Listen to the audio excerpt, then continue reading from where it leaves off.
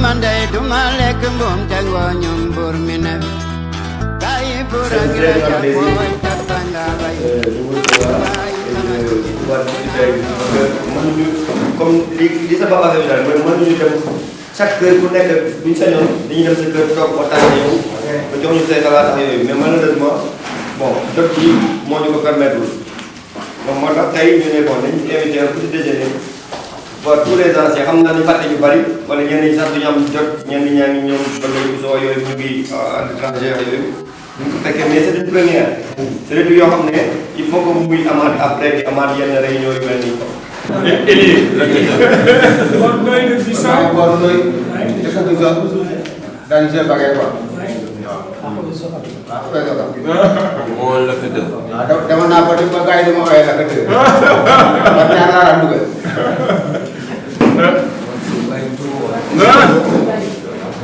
Je suis ancien joueur de l'Oswaka et de l'équipe nationale.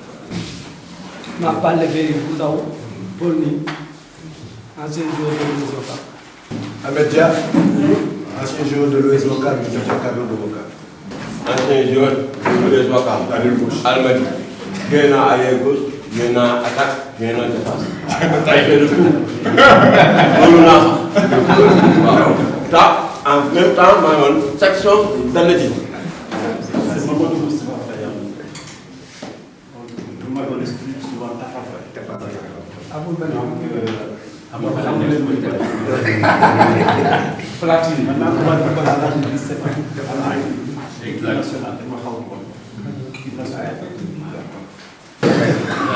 Salut, ici c'est Chita,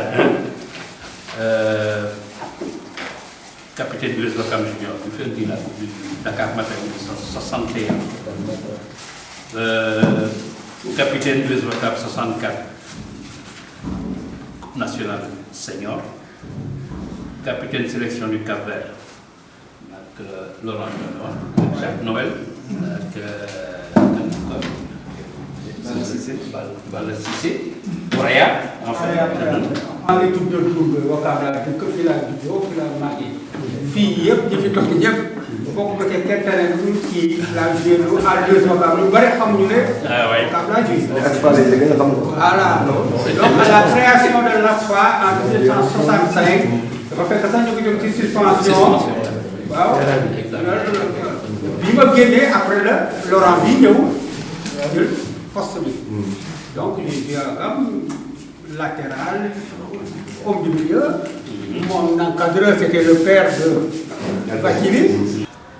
bi muy ne Asma man ma ne Wezo pour ñu tasee dañuy football mu marqué ma marqué ko mais bu ñu paree ñu ànd dugg si Wakam gaare sama Espagne ñu ànd mu sol maillot Asma man ma sol maillot Wezo football vraiment on était ensemble. seen waaj comme il le dit newoon na ànd ci football lu yàlla def na presque génn naa si instance yi parce que xale bi boo ko woon na dañuy doole kan mais bu yéegee musiba am ñun bi ñuy football Wezo Wakam mosul am étranger non après relève bi moo ñoom étranger commencé am te ñun dañu doon football ba tey nii étranger yi fi nekk mosuñu ko football duñ ko def ñun dañu doon dem ba jeex te loolu lañ xam ci football. J'ai joué en 62, son droit là, j'ai été en club ak ñoom Laurent yi. J'étais un très bon avançant. Je vais vous le dire. Je faisais partie des gardiens de la terre. Je suis vainqueur de la Coupe du Sénégal en 89. Premier en deuxième division en 88, lorsqu'on montait. Malheureusement, j'ai eu une carrière très courte pour une blessure au ligament croisé antérieur. J'ai été quart finaliste avec l'US Ouakam en Coupe d'Afrique des vainqueurs. Je faisais partie de l'équipe nationale de Côte Je suis que ce match-là, si aujourd'hui l'US Ouakam ne gagne pas ce match, il va descendre en deuxième division. Je vais dire le taxi de Ouakam. Alors que j'habitais même pas à Ouakam, moi j'habitais en ville. Je suis parti voir l'équipe. Je me fait un regroupement chez Mbeng Boukari. Il y avait les gris graves, cette équipe-là. Je ne sais pas, je sais pas. Moi je suis venu, j'ai dit, alors moi j'ai coaché l'équipe. Effectivement, j'ai coaché l'équipe ce jour-là, moi-même. Et comment j'ai coaché l'équipe, c'est en leur renvoyant mon feeling de footballeur ce jour-là, pour ce match précis. J'ai rassemblé tous les 11 joueurs,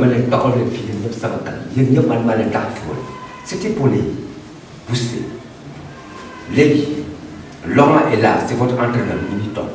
J'ai joué avec lui. Avant les matchs, moi je peux, en tant qu'attaquant, ce que je veux faire, tout à l'heure sur le terrain, je le dis et je le fais. Je l'ai toujours dit. Ça c'est vrai, ça. C'est sûr. Ça c'est vrai. Tous les joueurs étaient là. J'ai dit que ce match tout à l'heure, il paraît que si vous ne gagnez pas, vous allez en il va falloir gagner ça.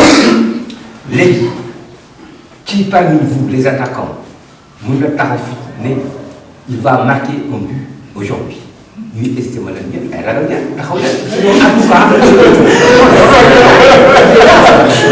C'est très important ça.